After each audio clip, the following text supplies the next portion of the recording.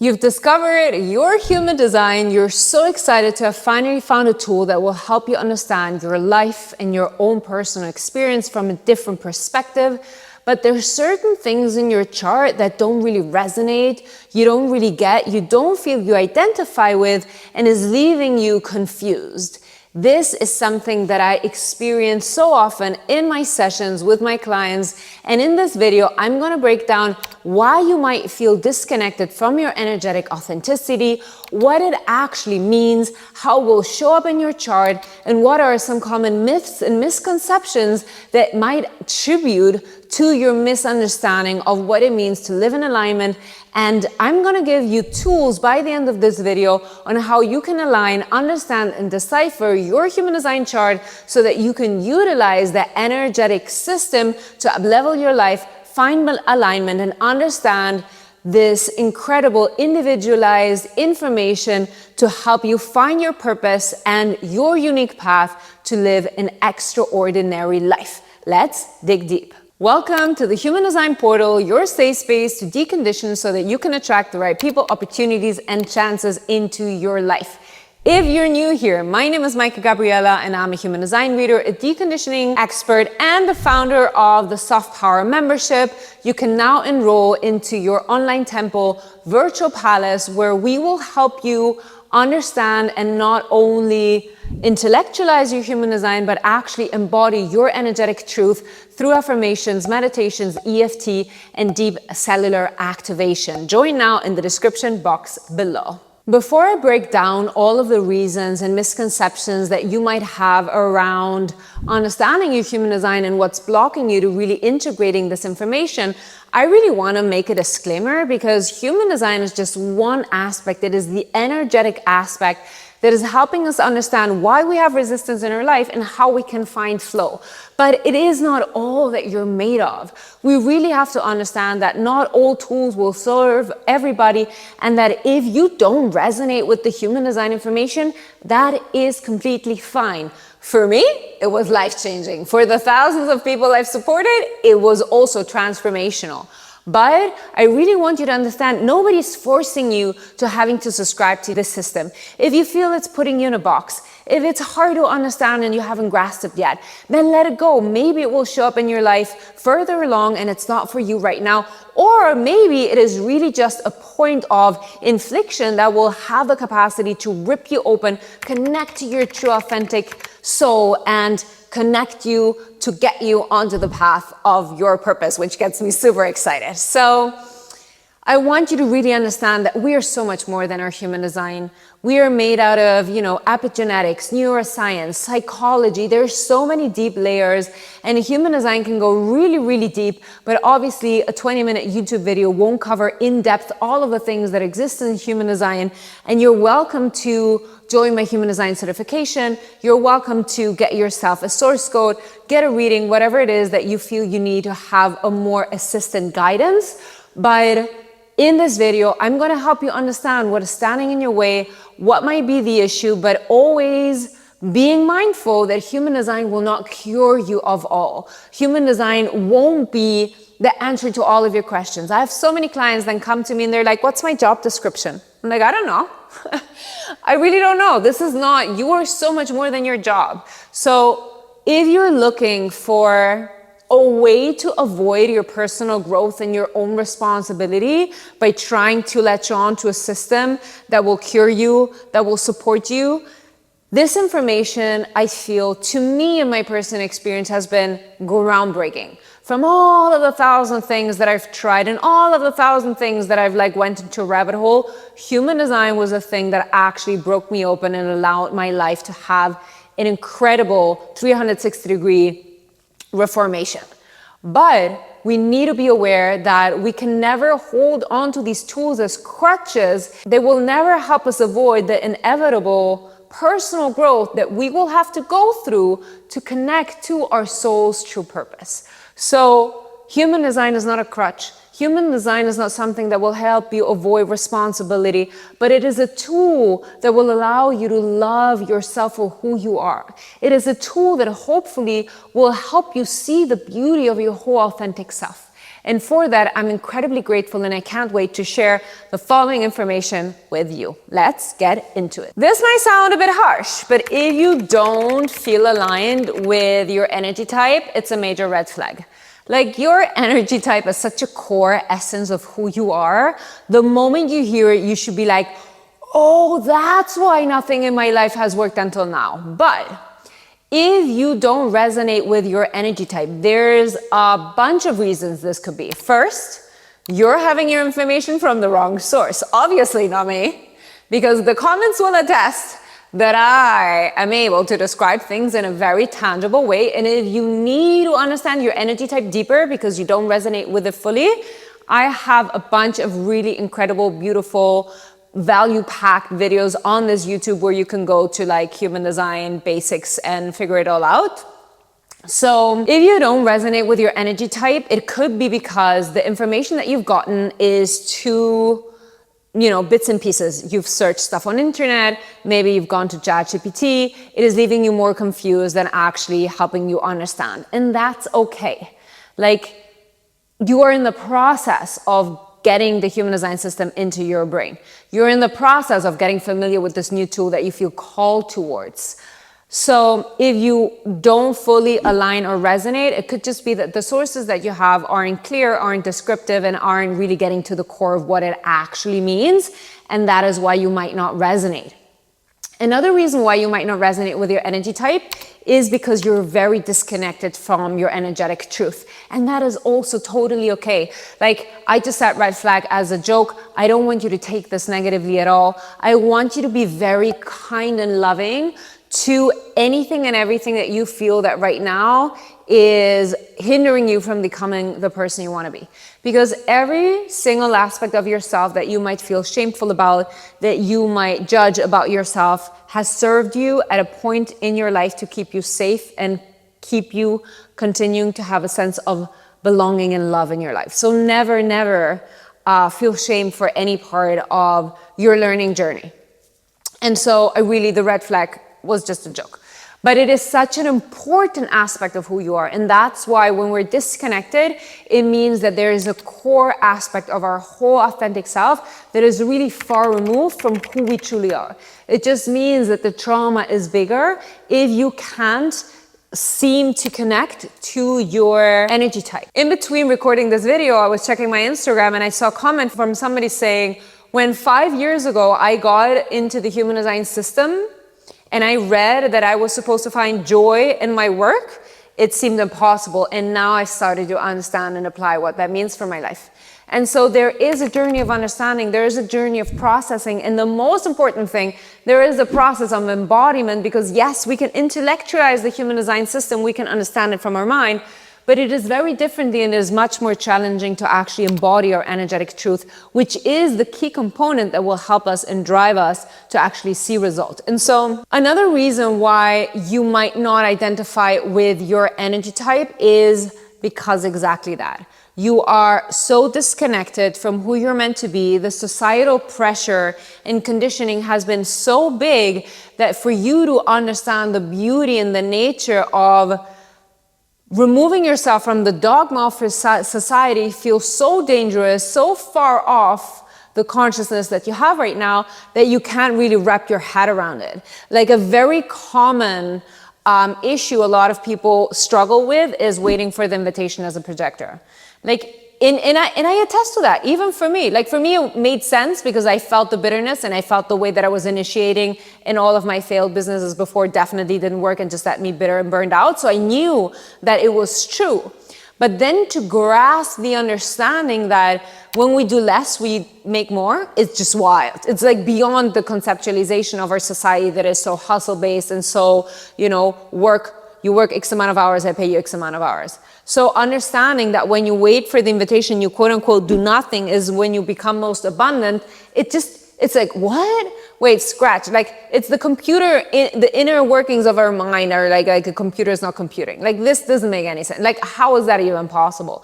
And that is because the societal parameters and the conditioning of what we think is possible for us are so limiting that stepping out of that can be just so disorienting that we're like, no, I don't resonate with that at all. Another thing, which could be, it is, I believe, the least possible, but it could be that something in your birth time is so wrong that you are actually a different energy type. I also really want to stress that your energy type won't change over the period of your life. I think that you can identify with one energy type, like as I was educated by 2 manifesting generators, my little projector self didn't awaken to her projectorness until she was 34. So I lived my life as a manifesting generator, that's for sure, but it only got me burned out with an autoimmune disease, unhappy, broken with failed businesses, and stressed the F out. And the moment that I actually started recognizing my projectorness and I tuned into what I already knew was there, everything changed and everything shifted. And so the energy type is such an important thing in your life that if you have yet to really fully integrate it and connect to it, there's one last thing that I want to add to this. So in human design, one of my favorite things of the human design system is the cellular activation. And the cellular activation is what happens when you're sitting right here. It's what happens when you join the Soft Power membership. It's what happens when you obsessively watch one video again and again, like some of you love to DM me, which I love to receive. And you're like, oh my God, I've watched this video like 24 times. I'm like, you go, girl. Because the cellular activation is what happens when we listen to the human design information. So the human design language carries a certain frequency, and that frequency will awaken your dormant DNA, but it only happens through oral activation. There's a mutation taking place. So whenever you listen to these videos, which is great for my views, so keep on doing it, but when you listen to these videos, when you get a reading, that's why a one-on-one reading, I can't stress enough, has such a deep impact on us. Like I literally received a message this weekend of somebody who got a reading maybe 6 months ago, and they're like, oh, I forgot to give you feedback. It was so emotionally impactful, the reading. I'm like, wow, thank you for that feedback. It's so beautiful to receive beautiful feedback from your readings. So there's something that happens with one-on-one. Nothing will beat a one-on-one reading, but I know for some people it's out of the budget. I really, this is also, I'm just gonna highlight it because it's coming to mind, recommend that you save up to get your reading, even if it's more expensive, for a source that you trust, that you know it's going to explain things in a non-dogmatic way that is not going to scare you and is not going to give you a negative impact, than going for the cheap route just because it is what you have and you're like curious to know about it right now. Because I truly believe that the person you get a reading from and the energy that person carries will elevate your energetic frequency. It is not only the pure human design information that you get in a reading, it is also the interchanging of the frequency of the person that you have in front of you. So you need to really trust the person you have in front of you. The person that is in front of you needs to do it out of integrity. And unfortunately, I've had a lot of clients come to me that have had readings somewhere else that have deeply impacted them negatively, or like brought on scarcity mindset and lowered their frequency. So this is just my personal opinion. I know it's not possible for everybody. That's why we have the source code. The source code is our 100-page personalized written human design analysis. I wrote like 500 pages, and we can now personalize them and tailor them to your personal human design. It's full of information. It's packed, but it doesn't have the one-on-one guidance that you will get from this magical projector sitting right here. I don't want to sell you my readings. If you feel like getting one, you will get one. I know that you do. But back to the cellular activation. If you only know human design through reading Instagram posts and blog posts and like reading information that is bite-sized, there's a big chance you haven't understood the whole mechanics of your aura and the mechanics of your energetic dynamics. So again, most affordable, fastest, impactful way to get that information, go check out the videos on your energy type that I have in this channel. And right now we have an authenticity challenge inside the Soft Power membership that has an even better video, which is like mind-blowing. It's so beautiful. It's so like cellularly activating and awakening. And it has a whole program to get you into authenticity. But again, it's just coming to mind. Forget about it. I mean, if you call to it, there's probably information in the description box below, but let's move on to energy centers. So energy centers is really critical. Like energy centers to me in a reading say so much. We have open energy centers, meaning they're not defined, meaning they're here to teach you lessons, meaning they're here to take in other people's energy and amplify it. Having difficulties, having obstacles, having challenges, struggling in these areas where you have an open energy center and what that energy center represents, that is part of your karma. That is part of your life lesson. That is what you have come to experience in this lifetime. But we also have the defined energy centers, the ones that are colored in, that are, filled out. These energy centers are where you have dominant energy. These energy centers are the ones that are keeping you together, binding you to your core, are the essence of who you are. And so if you're somebody who does not connect with what your defined energy centers represent, I am going to put my hand in the fire. There's a 99% chance that deep trauma has occurred in your early life or even in your adult life around what these energy centers represent. And this is a big one. This is also one, again, as I said in the beginning, human design is not a cure for all. It's not going to answer all of your questions.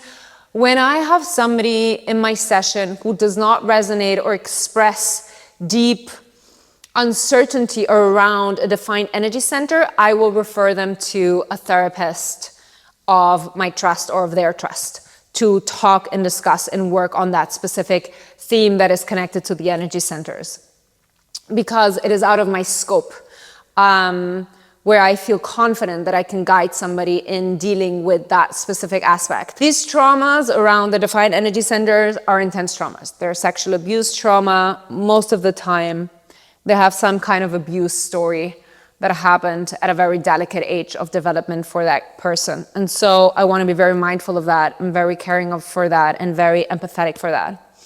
And so one of the examples that for me, it's also like, I think it's the projectorness, I think it's the focused aura-ness, but there's also, you can sense when you're able to tap into that and when it's just not time and space to talk about what happened, or the person doesn't feel comfortable discussing what it could be, and that is for them to decide, not for me, and I'm very respectful of that.